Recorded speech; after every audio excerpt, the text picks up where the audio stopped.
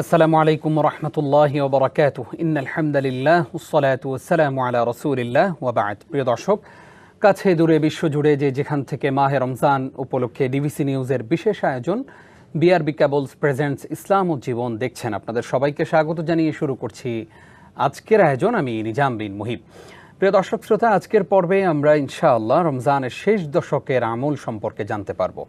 আর এই বিষয়ে আলোচনা করবার জন্য আমরা আমন্ত্রণ জানিয়েছি দেশের প্রখ্যাত আলেম দ্বীন, উত্তর বাড্ডা ইসলামিয়া কামিল মাদ্রাসার স্বনামধন্য অধ্যক্ষ ফদিলাতুল উস্তাজ ডক্টর আনোয়ার হোসাইন মোল্লা হাফিজাহুল্লাহকে। আসসালামু আলাইকুম রহমতুল্লাহ। ওয়ালাইকুম আসসালাম রহমতুল্লাহি ওয়া বারাকাতুহু। স্যার কেমন আছেন? আলহামদুলিল্লাহ, আল্লাহর মেহেরবানি, আল্লাহ অনেক ভালো রেখেছেন। রমজানের এই সময়ে আপনাদেরকে আমরা কষ্ট দেই। মাহে রমজান উপলক্ষে ডিবিসি নিউজের বিশেষ আয়োজন, এই চমৎকার আয়োজনে আজকে আপনি আমাদেরকে সময় দিচ্ছেন, সেজন্য আপনার প্রতি কৃতজ্ঞতা আদায় করছি। ধন্যবাদ স্যার। শুরুতেই আজকে আমরা রমজানের শেষ দশকের আমল সম্পর্কে জানবো। শেষ দশকটা আসলে আমাদের কাছে কেন এতটা গুরুত্বপূর্ণ? ধন্যবাদ। আলহামদুলিল্লাহ ওয়াসসালাতু ওয়াসসালামু আলা রাসূলিল্লাহ ওয়া আলা আলিহি ওয়া সাহবিহি আজমাইন, আম্মা বাদ। শেষ দশকটা হলো রমজান মাসের এমন একটা পার্ট, যেই পার্টে আল্লাহ তাআলা কোরআন কারীম নাজিল করেছেন। সুবহানাল্লাহ, সুবহানাল্লাহ। এবং সেই কোরআনে কারীম প্রথম যখন নাজিল হয়, সেই নাজিলটা ছিল লাইলাতুল কদরে। ইন্না আনজালনাহু ফি লাইলাতিল কদর। আমি এই লাইলাতুল কদরে বা মহিমান্বিত রাত্রিতে এই কোরআন নাজিল করেছি। তো এই মহিমান্বিত রাত্রি কোনটি, এই বিষয়টা সাহাবায়ে কেরাম রাসূল সাল্লাল্লাহু আলাইহি ওয়াসাল্লাম থেকে জানার চেষ্টা করেছিলেন। তিনি তাদেরকে বলেছিলেন যে আমি তোমাদেরকে অমুক দিন বলবো, কিন্তু যেদিন তিনি বলার কথা সেই দিন একটা প্রাসঙ্গিক ঘটনার কারণে জিবরাইল আলাইহিস সালাম তাকে বলেছিলেন বটে, কিন্তু তিনি ভুলে গিয়েছেন।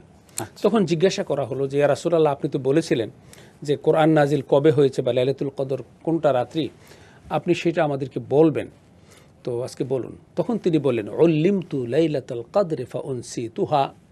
আমাকে লাইলাতুল কদর সম্পর্কে জানানো হয়েছিল, আবার কোনো কারণে এটা ভুলিয়েও দেয়া হয়েছে। আমি জানি না কেন ভুলিয়ে দেয়া হয়েছে, হয়তো এর পিছনে কোনো কল্যাণ থাকতে পারে। তবে তাহাররু লাইলাতুল কদর ফিল আশরিল আওয়াখির মিন শাহরি রমাদান। তোমরা রমজান মাসের শেষ দশকে লাইলাতুল কদর তালাশ করে নাও। হাদিসটা খুবই গুরুত্বপূর্ণ, খুবই তাৎপর্যপূর্ণ হাদিস, যে তাহাররু লাইলাতুল কদরে ফিল আশরিল আওয়াখির মিন শাহরি রমাদান। লাইলাতুল কদর তালাশ করতে বলেছে, কিন্তু শেষ দশকে। শেষ দশকের রাত্রে তালাশ করো এটাও বলে নাই, শেষ দশকের দিনে তালাশ করো এটাও বলে নাই, সকালে তালাশ করো বা বিকেলে তালাশ করো এটা বলে নাই, বলেছেন শেষ দশকে তালাশ করো। আমরা অনেকে বলি যে শেষ দশকের বেজর রাত্রি, এটা আরেকটা রেওয়ায়েতে বেজরও আছে, কিন্তু অধিকাংশ মুহাদ্দিসিনে কেরাম এই হাদিসটাকেই সিগনিফিক্যান্ট মনে করেছে যে এইটা হলো অত্যন্ত গুরুত্বপূর্ণ এবং খুব যৌক্তিক সায়েন্টিফিক হাদিস। কারণ হলো, আমি যদি বলি যে শেষ দশকের বেজর রাত্রিগুলোতে হবে, তাহলে বাংলাদেশে যখন বেজর রাত্রি, তখন কিন্তু সৌদি আরবে বা ইরানে জোর রাত্রি, আমেরিকাতে কিন্তু সেদিন হয়তো জোর রাত্রি। আবার আমরা যদি বলি শেষ দশকের রাতে তালাশ করো, কোরআন তো নাজিল হয়েছে একটা সময়ে, সেটা কোনটা ছিল? যে লৌহে মাহফুজ থেকে পৃথিবীর নিকটবর্তী আকাশে কোরআনে কারীমের মাস্টার কপির একটা অনুলিপি, মাস্টার কপি লৌহে মাহফুজে রয়ে গেছে, বাল হুয়া কুরআনুম মাজিদ ফি লাওহি মাহফুজ। তো সেইটার একটা ডুপ্লিকেট কপি আল্লাহ রাব্বুল আলামিন পৃথিবীর নিকটবর্তী আকাশে মিনিমাইজ করে রেখে দিয়েছেন। এইখান থেকে জিবরাইল রাসূল সাল্লাল্লাহু আলাইহি ওয়াসাল্লামের সিনাতে এটা কপি পেস্ট করেছেন। কোরআনে কারীম পুরোটাই কিন্তু নাজিল হয়েছে সফট টেকনোলজির মাধ্যমে। এখানে কিন্তু হার্ড টেকনোলজি ইউজ করা হয় না, কোনো কাগজের কলমে কিন্তু কোরআন নাজিল হয় না। রাসূল সাল্লাল্লাহু আলাইহি ওয়াসাল্লামের পিসিতে জিবরাইল আলাইহিস সালাতু ওয়াস সালাম তার নিজস্ব মানে আল্লাহ তাআলার শেখানো যে কৌশল, যে প্রযুক্তি, সেই প্রযুক্তিতে তিনি সেটা এখানে ট্রান্সফার করেছেন। জিবরাইল আলাইহিস সালাম দিয়েছেন, রাসূল সাল্লাল্লাহু আলাইহি ওয়াসাল্লামের সিনাতে সব পেস্ট হয়ে গিয়েছে। জাস্ট খালি ওইখানে সিলেক্ট কপি পেস্ট এই কাজটা জিবরাইল আলাইহিস সালাম করেছেন। তো এখন এই যে কাজটা মানে লৌহে মাহফুজ থেকে পৃথিবীর নিকটবর্তী আকাশে আসলো, এই আশাটা ছিল লাইলাতুল কদর। এটা কিন্তু একটা সময়ই। পরবর্তীতে পৃথিবীর নিকটবর্তী আকাশ থেকে রাসূল সাল্লাল্লাহু আলাইহি ওয়াসাল্লামের সিনাতে তার পিসিতে পেস্ট করার যে কাজটা, এটা 23 বছর ধরে হয়েছে। পুরো 1 বছর তিনি কপি পেস্ট করেছেন, পেস্টিংটা ঠিকমতো হয়েছে, এটা অটো সফটওয়্যারের মাধ্যমে হয়েছে, জি জি এবং এটা কোনো এদিক সেদিক হওয়ার কথা নয়। একদম জায়গা মতন সূরার প্রথম অংশ নাজিল হয়েছে, আবার মাঝখানে নাই, শেষের অংশ নাজিল হয়েছে, আবার দেখা যায় মাঝখান থেকে নাজিল হয়েছে, আবার অনেক 5 সূরা আগে নাজিল হয়েছে, 10 সূরা পরে নাজিল হয়েছে। এই জিনিসগুলোও কিন্তু মানে একদম ধারাবাহিকভাবে সেট হয়ে রাসূল সাল্লাল্লাহু আলাইহি ওয়াসাল্লামের সিনাতে এসেছে। কেন? সফটওয়্যারটা ওইভাবেই ডেভেলপ করা হয়েছে। আপনার হাতে যে ডিভাইসটা আছে, এটা আমাদের দেশের ডিভাইসগুলো আলফাবেটিক ফরম্যাটে সেট করা। আপনি আজকে একটা নাম আপনার মোবাইল নাম্বারে সেভ করলেন, সেই নামটা কি মনে করেন মাহমুদ, তো এইটা আপনার 2332 নম্বর, তো হিসেবে কিন্তু 2332 নম্বরে সে যাবে না, ঠিক MAH এর সাথেই কিন্তু ওইখানে সে অটোমেটিক জায়গাটা করে নেবে। জি জি জি রাসূলুল্লাহ সাল্লাল্লাহু আলাইহি ওয়াসাল্লামের সিনাতেও যে কোরআন নাজিল হয়েছে, সেই কোরআন নাজিল হওয়ার পরে কিন্তু এই বিষয়গুলো এইভাবে হয়েছে, জায়গা মতন সেট হয়েছে। তারপরেও প্রপারলি সেট হয়েছে কিনা এইটা চেক করার জন্য কানা ইয়াতাদারাসুল কোরআন ফি শাহরি রমাদান, জিবরাইল আলাইহিস সালাম এসে রাসূল সাল্লাল্লাহু আলাইহি ওয়াসাল্লামের সাথে এই রমজান মাসে কোরআনকে রিভাইজ করতেন। তো এই যে রমজান মাসের শেষ দশকে লাইলাতুল কদর রয়েছে, সেই লাইলাতুল কদরটা তালাশ করার জন্য রাসূল সাল্লাল্লাহু আলাইহি ওয়াসাল্লাম বলেছেন যে তোমরা তালাশ করো। কারণ যদি বলতো যে একটা সুনির্দিষ্ট, অনেকে বলে যে 27 তারিখ বলে দিলে অসুবিধা ছিল কি, 25 তারিখ বলে দিলে অসুবিধা ছিল কি, কারণ পৃথিবীর এক জায়গায় 25 তারিখ, আরেক জায়গায় 26 তারিখ, এক জায়গায় 27 তারিখ, এক জায়গায় 28 তারিখ। সুনির্দিষ্ট তারিখ যদি বলে দেওয়া হতো, তাহলে রাসূল সাল্লাল্লাহু আলাইহি ওয়াসাল্লামের এই বিষয়টা প্রশ্নবিদ্ধ হতো, এটা একটা মানে আনসাইন্টিফিক একটা কথা হইতো, যে এটা তো তুমি যে বললেন এটা কোন দেশের 26 তারিখ বললেন।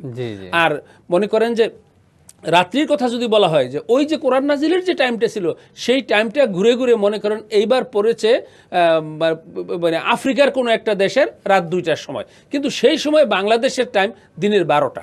তাহলে আমরা ওই লাইলাতুল কদর তালাশ করব কিভাবে? এই ক্ষেত্রে রাসূলুল্লাহ সাল্লাল্লাহু আলাইহি ওয়াসাল্লামের আমলটা আমাদের দেখতে হবে। তিনি এই লাইলাতুল কদর তালাশ করেছেন শেষ দশক পুরাটা ইতিকাফ করার মাধ্যমে, দিন রাত্রি সকাল বিকাল নির্বিশেষে পুরা রমজান মাস তিনি ইতিকাফ করেছেন। ইতিকাফ করে, এবং হাদিসে এসেছে সাদ্দা ইজারাহু ও আইকাজা আহলাহু, তিনি তার কোমরে গামছা বেঁধে নামতেন এবং তার পরিবার পরিজনকে তিনি মানে জাগিয়ে দিতেন। শেষ দশকে এই মানে লাইলাতুল কদর তালাশ করার মাধ্যমে এবাদত বন্দিগিতে যদি কেউ কাটাতে পারে, পুরা দশকটা যদি বিশেষ করে ইতিকাফের মাধ্যমে কেউ কাটাতে পারে, তাহলে তার লাইলাতুল কদর মিস হওয়ার সম্ভাবনা কম থাকবে ইনশাআল্লাহ। শেষ দশকের আমল নিয়ে আলোচনা শুনছি। শেষ দশকে আসলে আমরা পুরুষরা তো আলহামদুলিল্লাহ অনেকেই মসজিদে ইতিকাফ করেন। শেষ দশকে আমরা আর কি কি আমল করতে পারি এবং আমাদের বোনেরাও বাসা বাড়িতে কি কি আমল করতে পারেন? জি, ধন্যবাদ। প্রথমত একটা গুরুত্বপূর্ণ আমল তো যেটা বললাম ইতিকাফ করা, এটা যদি সবার পক্ষে তো সম্ভব হবে না। জি জি। দ্বিতীয় যেটা সবার পক্ষে যেটা সম্ভব হবে, সেটা হলো কোরআন নাজিল হয়েছে মাহে রমাদানে, এই কোরআন তেলাওয়াত করা, বেশি বেশি কোরআন তেলাওয়াত করা, যত বেশি পারা যায় চেষ্টা করা কোরআন তেলাওয়াত করা, এবং কোরআন বুঝে পড়ার চেষ্টা করা, কোরআন বুঝে সেই অনুযায়ী কোরআনের মর্মগুলো উপলব্ধি করার চেষ্টা করা, এবং সেগুলো আমল করার জন্য উদ্যোগ গ্রহণ করা, যে কোরআন যেগুলো বলেছে। এরপরে যে সেটা হলো রাসূলুল্লাহ সাল্লাল্লাহু আলাইহি ওয়াসাল্লাম এই মাহে রমাদানে প্রচুর দান করতেন, এবং তার দানের ব্যাপারে বলা হয়েছে যে তিনি মানে এতটা দান করতেন যে প্রবাহমান বাতাসের চেয়েও বেশি গতিতে তিনি দান করতেন, অর্থাৎ দান মানে সুযোগ হয়েছে তিনি দান করে দিয়েছেন। তো রমজান মাসে দান সদকাতে একটা বিশেষ বড় ফজিলত রয়েছে। তো আমরা দান সদকা করতে পারি, সেটা মেয়েরাও, আমাদের বোনেরাও করতে পারে, আমাদের ছেলে মেয়েদের হাত দিয়ে আমরা দান করাতে পারি, তাদেরকে শেখানোর জন্য। যেমন কিছু টাকা বাচ্চার হাতে দিলাম, এটা তোমার অমুক আন্টিকে দিয়ে আসো, কি বাসার অমুক যে মানে পাশের বাড়ির অমুক গরিব মানুষটার কাছে, যে এই টাকাটা খালাম্মা আপনার জন্য দেয়া হয়েছে। আরও কিছু পয়েন্ট আমরা শুনবো ইনশাআল্লাহ ছোট্ট একটি বিরতির পর। প্রিয় দর্শক, আপনারা দেখছেন বিআরবি কেবলস প্রেজেন্টস ইসলাম ও জীবন। নিচ্ছি ছোট্ট একটি বিরতি, সঙ্গেই থাকুন। আরও একবার স্বাগত। প্রিয় দর্শক, দেখছেন বিআরবি কেবলস প্রেজেন্টস ইসলাম ও জীবন। রমজানের শেষ দশক চলছে এবং শেষ দশকের আমল সম্পর্কে আমরা জানছিলাম আমাদের প্রিয় স্কলার ডক্টর আনোয়ার হোসেন মোল্লা হাফিজাহুল্লাহর কাছ থেকে। শেখ, আপনাকে আরও একবার স্বাগত। অনেকগুলো আমল আপনি আমাদের সঙ্গে শেয়ার করেছেন, আরও কোনো আমল কি বাকি আছে? আরো অনেক কাজই করার আছে রমজান মাসে। এর মধ্যে একটা হলো জাকাত আদায় করা। যদিও জাকাতটা বছরের যে কোনো সময় আদায় করা যায়, কিন্তু আমাদের ওলামায়ে কেরামদের মধ্যে, মুসলমানদের মধ্যে একটা ট্র্যাডিশন চলে আসছে রমজান মাসে আদায় করার। এটা এই কারণে যে আল্লাহ রাব্বুল আলামিন রমজান মাসে একটা নফল ইবাদতকে ফরজের সমান সওয়াব দেন, একটা ফরজকে 7 থেকে 70 মানে 70 থেকে 700 গুণ পর্যন্ত বেগাইরে হিসাব সওয়াব দিয়ে থাকেন। সুবহানাল্লাহ। তো এই জন্য যে কমপক্ষে 70 গুণ সওয়াব বাড়িয়ে দেওয়া হবে, তো এই জন্য হাদিসে স্পষ্ট এই কথাটা, মানে মান তাকাররাবা বিখাসলাতিন কানা কামান আদ্দা ফারিদাতান ফিমা সাওয়াহু ওমান আদ্দা ফারিদাতান কানা কামান আদ্দা সাবঈনা ফারিদা ফি মান সাওয়াহু, জি জি যে রমজান মাসে একটা নফল ইবাদত করলো, একটা ফরজ ইবাদতের সব নফল কিন্তু নফলই থেকে যাবে, নফল ফরজ হবে না, কিন্তু আল্লাহ রিওয়ার্ড দিবেন ফরজের রেটে। নফল এবং ফরজের রেট কিন্তু অনেক ব্যবধান। আবার বলেছেন যে যদি কেউ ফরজ আদায় করে তাহলে কমপক্ষে 70টা ফরজের সওয়াব তাকে আদায় করে দেন, আল্লাহ তার আমল নামায় দিবেন।